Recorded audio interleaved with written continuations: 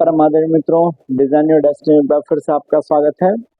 परसों दिन हमने बात की थी धर्म के बारे में और सत्य, सनातन सत्य के बारे में हमने बात की थी कि सनातन क्या है।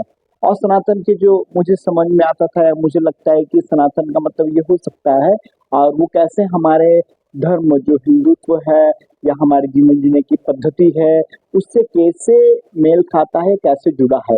लेकिन वास्तव में अगर देखा जाए तो धर्म जो है वो पहली पहली सीढ़ी है, पहला पायदान है आध्यात्मिकता की ओर और ईश्वर की ओर, क्योंकि ईश्वर ने सबको एक जैसा बनाया है। जो आपके अंदर है वो मेरे अंदर भी है, वो किसी पशु पक्षी के अंदर भी है, समस्त सजीव चीजों के अंदर वो है और हर जगह ईश्वर का वास है। हम कहते हैं ना कंकर में शंकर है, तो निश्चित तौर पे हर जगह ईश्वर है।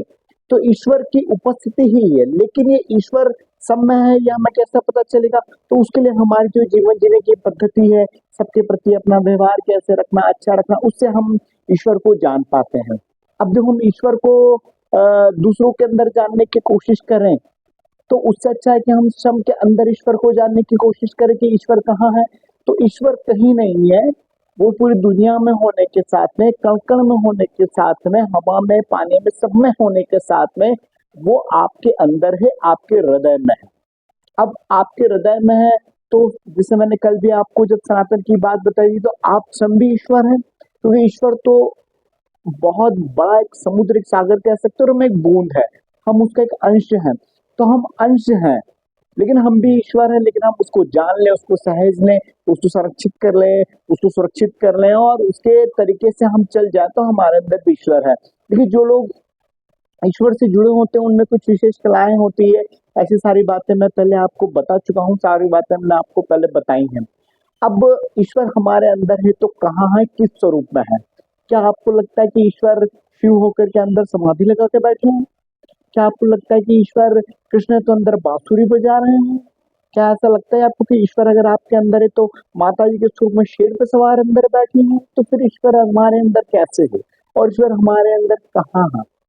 तो हमारे अंदर ईश्वर अगर कहीं है तो वो हमारे हृदय में है, हमारे अंतर मन में, हमारे हृदय में है। अब हमारे हृदय में है तो ईश्वर का जो हृदय के अंदर स्वरूप है वो क्या हो सकता है?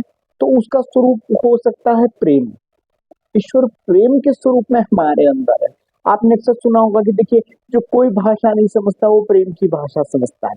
जानवर बोल नहीं पाते, पशु पक्षी आप हम सब की तरह बोल नहीं पाते, हंस नहीं पाते, लेकिन आपने एक्सपीरियंस किया होगा कि जब आप प्रेम से उनके साथ पेश आते हैं तो वो भी आपसे प्रेम करते हैं। तो मतलब प्रेम एक ऐसी भाषा है जो सबको कही जा सकती है। इसका मतलब प्रेम भाषा नहीं है, प्रेम साक्षात ईश्वर है जो सबके अंदर है। तो ईश्वर का प्रेम ही सब कुछ है और हमारे अंदर जो ईश्वरीय प्रेम है वही प्रेम सबके अंदर है और वही ईश्वर है। अब देखिए, ये जो प्रेम वाली बात है इसके 4 चरण होते हैं। पहला होता है कामुक प्रेम, आकर्षण से शुरू होता है, देखने से शुरू होता है, वो शारीरिक से होता है, मन से बंधा हुआ भी होता है। दूसरा होता है भावनात्मक प्रेम, जहाँ शरीर से हम ऊपर उठ जाते हैं और उसके बाद में हम भावनात्मक रूप से जुड़ जाते हैं। तो हम अपने रिश्तेदार परिवार में हमारे अपने जो सगे संबंधी उनके साथ हमारा जो प्रेम होता है वो भावनात्मक प्रेम होता है। उसके बाद तीसरा चरण होता है करुणामय प्रेम। जरूर नहीं कि आपका किसी के साथ में रिश्तेदारी संबंध हो या आपको जानने पहचान हो, लेकिन आपको अगर आप जा रहे हैं बाजार पर आपको किसी के प्रति करुणा आ जाती है, अरे यार कितना है इसके प्रति ये होना चाहिए, तो वो जो प्रेम है वो करुणामय प्रेम। एक तीसरा स्टेज है। चौथा होता है आध्यात्मिक प्रेम जो वास्तविक ईश्वर है। तो आध्यात्मिक प्रेम में क्या होता है? तो आध्यात्मिक प्रेम में ऐसा होता है कि वो किसी के शरीर से, मन से बंधा हुआ नहीं होता, वो किसी विषय के लिए नहीं होता, वो सिर्फ प्रेजेंस होता है, सहज होता है, सरल होता है। बस ये जो होता है ये प्रेम होता है। और जो बिल्कुल प्रेम के स्रोत से जुड़ा होता है, सीधा प्रेम के स्रोत से मतलब सीधा ईश्वर से जुड़ा होता है, जब आप उसके पास बैठेंगे तो आप पाएंगे कि आपके अंदर कुछ तो हो रहा है या कुछ आपके अंदर हलचल हो रही है, या आप उसके साथ त्वरित रूप से उसके जुड़ने की कोशिश करेंगे, कुछ भी करेंगे। ये ईश्वर का प्रेम है, क्योंकि उसके अंदर ईश्वर का प्रेम है। ऐसा सबके साथ ईश्वर का प्रेम होता ही है, आपके साथ भी है, मेरे साथ भी है। और ईश्वर का ये प्रेम हमारे हृदय में होता है। हमारा जो अनाहत चक्र होता है यही अनाहत है कि हमें किसी से किसी भी तरह का कोई लगाव या किसी भी तरह का कोई आकर्षण या किसी भी तरह का स्वार्थ नहीं होता है। बस हमें एक प्रेम होता है और सहज होता है, सरल होता है। ये जो प्रेम होता है यही ईश्वर है और यही ईश्वर जो है ये सब कुछ है और यही हमारे अंदर है। आप बहुत सारी चीजें, अगर आपको ऐसा लगता है कि ईश्वर हम कैसे महसूस करें, तो अगर आप ध्यान करते हैं, आध्यात्मिक किसी प्रक्रिया में जाते हैं, जब शांत शांत सहज हो जाते हैं, सरल हो जाते हैं, जब आप शून्य अवस्था में जाते हैं तो आप उसको महसूस कर सकते हैं। और जब आप उस सहज सरल अवस्था प्रेम अवस्था में जाते हैं तो आपको लगता है कि ईश्वर हमारे अंदर है। इसको अगर आपको करना है तो आप ध्यान में जाइए।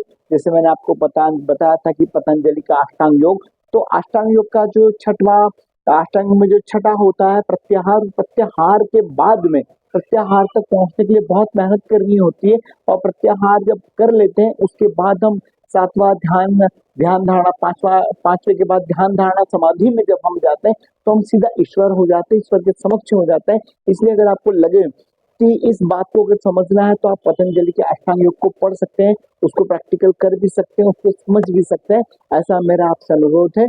और ये जो प्रोसेस है जो मैंने आपको सारी बताई ईश्वर की, या आपको कोई भी अच्छे से बता सकता है, कोई संत या कोई ऐसा आध्यात्मिक पुरुष जो इस राह पर वो आपको बता सकता है। मेरा बताने का उद्देश्य ऐसा था कि दुनिया में अगर कहीं पर ये प्रोसेस, ये प्रथा, ये रिवाज या ये ईश्वर को पाने की कला और ईश्वर को पाने का ये ध्यान मार्ग और ये अगर कहीं है तो हमारे सनातन धर्म के अंदर है। ये हमारे सनातन धर्म के अंदर है।